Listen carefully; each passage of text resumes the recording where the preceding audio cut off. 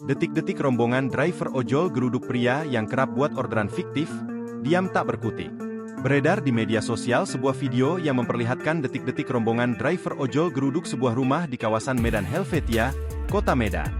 Hal tersebut terjadi lantaran salah seorang pria yang tinggal di tempat tersebut beberapa kali membuat orderan fiktif.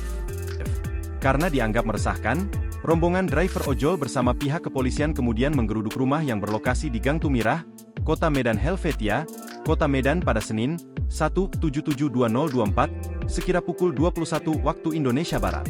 Detik-detik penggerebekan itu kemudian direkam dan kini beredar luas di media sosial setelah diunggah akun Instagram Medantal. Dalam video berdurasi singkat tersebut tampak rombongan driver ojol memadati rumah pelaku orderan fiktif tersebut. Tak hanya driver ojol, penggerudukan tersebut juga didampingi oleh pihak kepolisian setempat.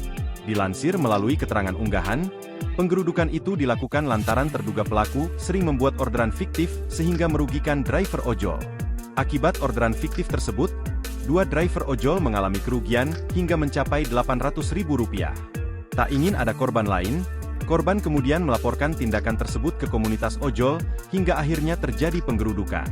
Pada narasi unggahan itu juga dijelaskan bahwa kini terduga pelaku orderan fiktif tersebut sudah diamankan dan dibawa ke kantor polisi. Video yang memperlihatkan driver ojol geruduk rumah terduga pelaku orderan fiktif itu kini viral dan beredar luas di media sosial. Unggahan itu sontak ramai dengan beragam reaksi dan komentar dari warganet.